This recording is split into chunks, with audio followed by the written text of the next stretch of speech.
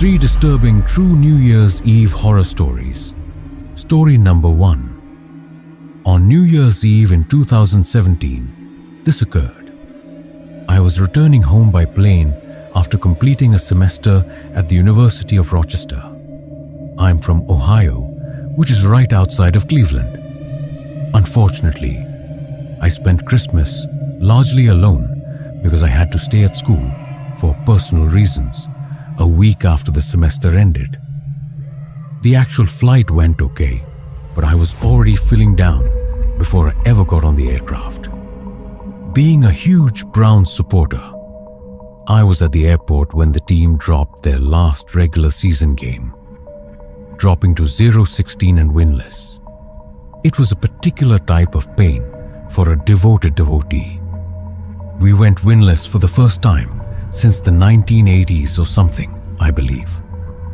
Our golden retriever, Vera, was left behind to keep me company in an attempt by my mom to make up for it. Making the trip alone didn't excite me, but Vera was usually pleasant. I decided to take advantage of it.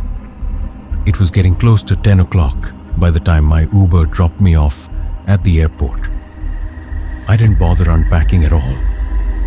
I simply packed everything I owned into the car, grabbed Vera, secured the home, and drove away. Since I detested driving in the snow, it was good that there wasn't much snow on the ground, just a little coating. But it was dark, dark, dark. I doubt I could have seen into the woods at all if it weren't for the occasional patch of white snow. Trying not to freeze to death, I stuffed my hands in my pockets. Classic golden retriever Vera seemed unconcerned with the cold and the dark. I didn't even bother to harness her when I let her go. She took her sweet time sniffing around the tree line. She only ventured a short distance to take care of herself. I heard it at that moment. Suddenly, from some place in the woods came a loud smashing sound. Squinting, I looked about for anything, but it was too dark to see past the first few trees. Vera ran straight into the trees before I could respond. I assure you, that was some of the worst nightmare stuff. In a matter of seconds, I lost sight of her as she vanished into the trees.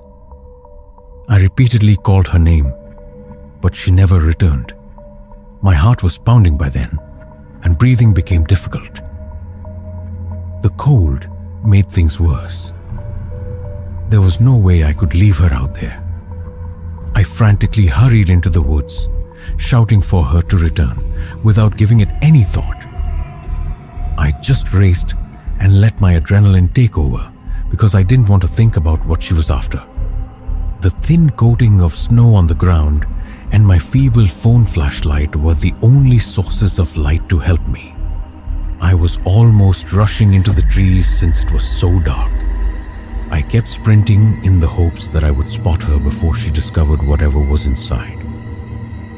I ran till the cold made my lungs fail and I had to stop. I felt like I was going to collapse as I rested against a tree after almost toppling over from tiredness. To be honest, I had no idea what to do. Finally, I caught a glimpse of her.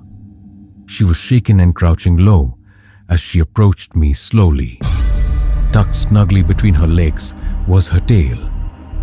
It was the first time I had ever seen her like that. With a wave of relief, I fell to my knees and held her. I could feel her body quivering as she pressed against me. She had been frightened by something. There was still something out there, and we were still in the midst of the woods. We headed back toward the car, but I wasn't sure if I was headed in the right direction. I almost jumped out of my skin when I heard crashing from behind me, as if things weren't already awful enough. I just started running without thinking. I followed Vera as she sprinted ahead of me, hoping I wouldn't trip. This time, the smashing sound continued as if it were following us. How terrified I was at the time is beyond words. I truly thought I was going to pass away. I almost flung Vera in the car before slamming the door when she miraculously brought me right back to it. My stomach fell when I looked back toward the trees when I was leaping in the driver's seat. 3 figures were observing us from the edge of the woods. I floated out there after jamming the keys in the ignition. I didn't even slow down. I didn't stop. I remained stunned. I didn't realize Vera was bleeding until I had driven a few kilometers. When I saw that she had a cut just below her shoulder blade, I began to panic. She had been stabbed. I slammed the brakes and dashed to the trunk of the automobile. For once, my mother's insistence on being too prepared paid off, since she always carried a first aid kit in every automobile. I dressed Vera's cut in gauze after cleaning it as thoroughly as possible.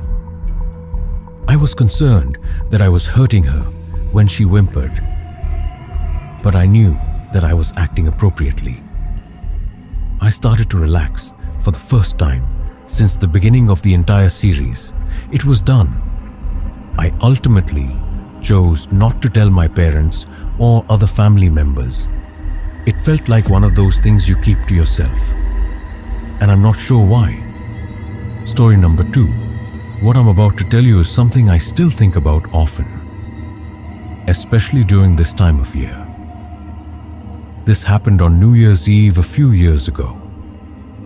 I was driving to my parents' house to celebrate the New Year with them. They live a few hours away in upstate Pennsylvania, so I'd left in the late afternoon, figuring I'd get there with plenty of time to spare. The snow started falling about an hour into my drive. At first it was light, just flurries dusting the windshield, nothing to worry about. I thought the snowfall was quite pretty, but I'm pretty sure I jinxed myself. The further I drove, the harder the snow came down.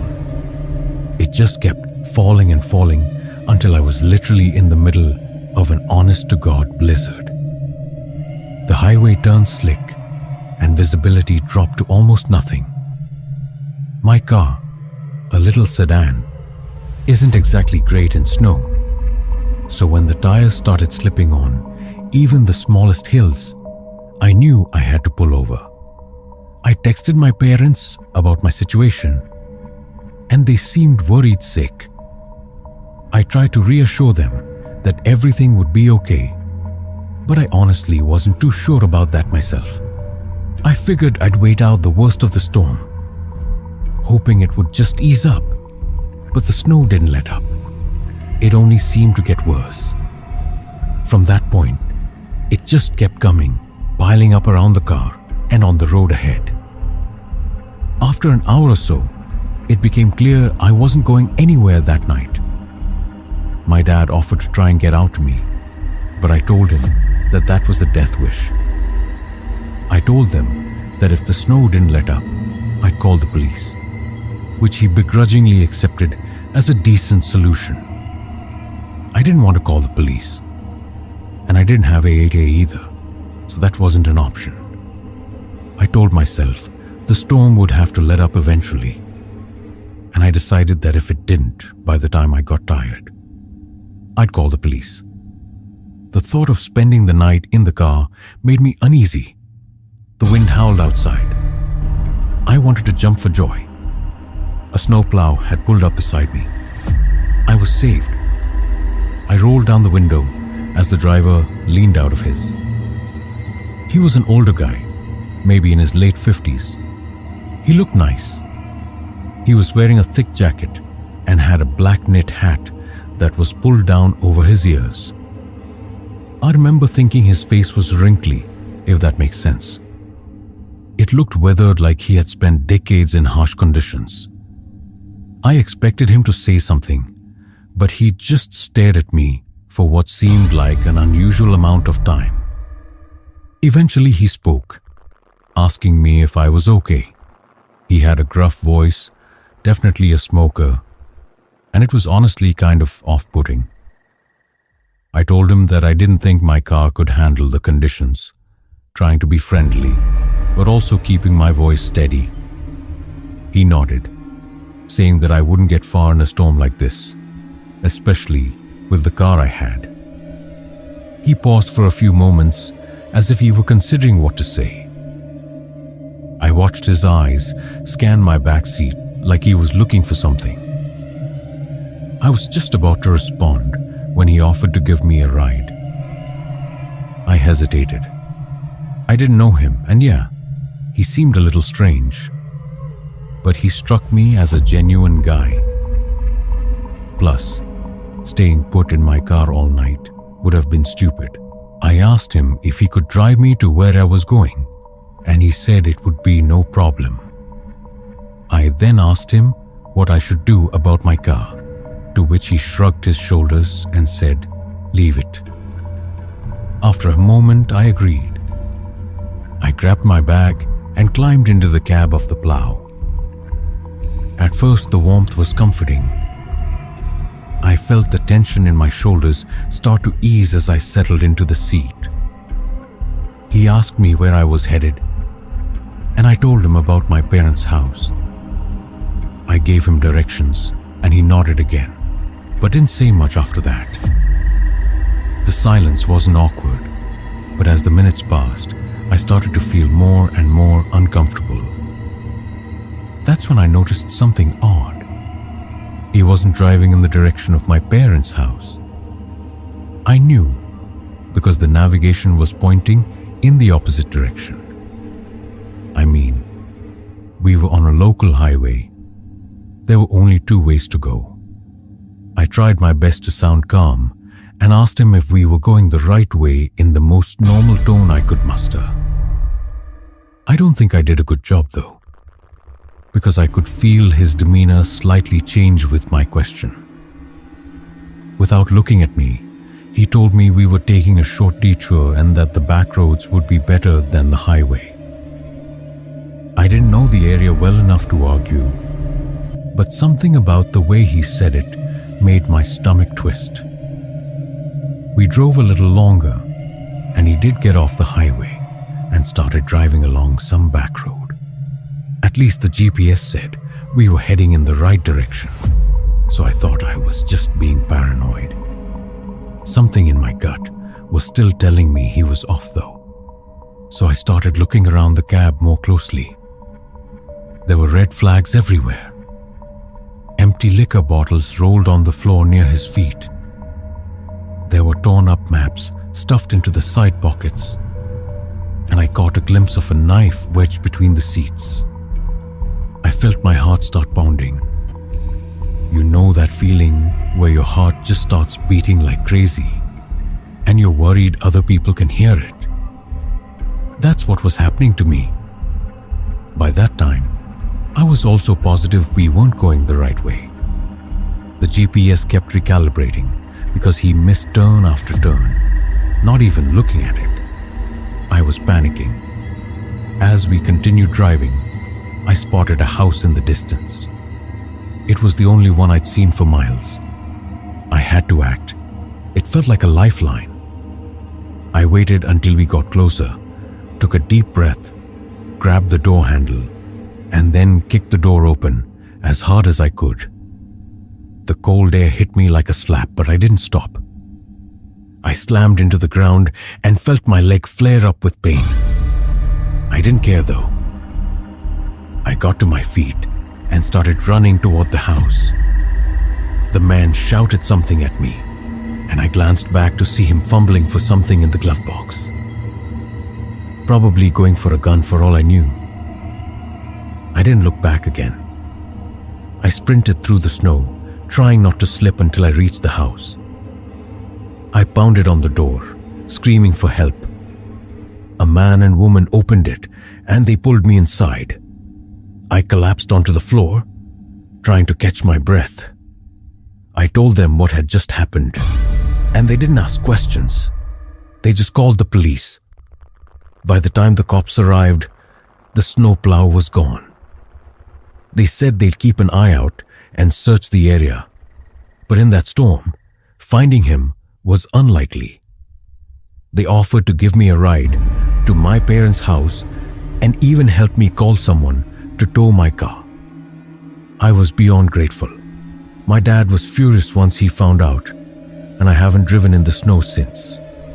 I always think about what might have happened had I not jumped out of the car when I did. Story number 3. Parties have never appealed to me. Even in college, I quickly became tired of the whole going out culture and discovered that spending time with a select group of close friends was always more enjoyable. I'm from northwestern Ontario, which is a rural location. This occurred a few years back. My dad and his friends have been going ice fishing on New Year's Eve since I was a child. We didn't have a lot of extended family, and my mom wasn't present when everyone else celebrated the New Year. However, they did.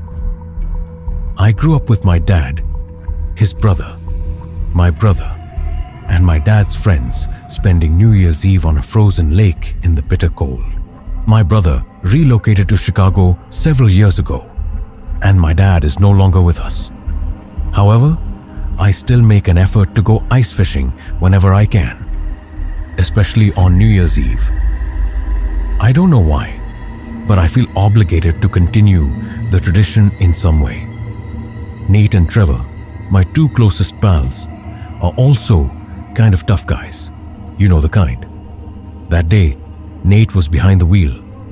With its large tires, 4-wheel drive, and ample space in the rear for all of our equipment, his truck was ideal for the task. Rods, bait, tip-ups, a sled to transport everything, and a little pop-up cover to protect us from the coldest weather were all things we prepared. It was supposed to be a clear night, but in Ontario, you can never completely rely on the weather forecast. As far as we were concerned, we were ready for anything.